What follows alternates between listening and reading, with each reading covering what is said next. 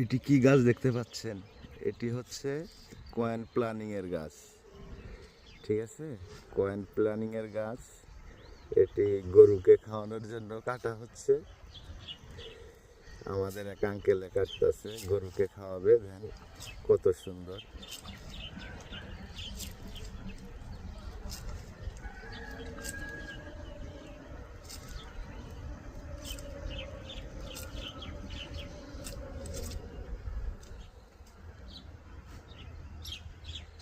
পুরা এটা কাকা হলো 88-50 সময় আসছিল। হ্যাঁ, 88-50 সময় পাহাড় থেকে আসছিল,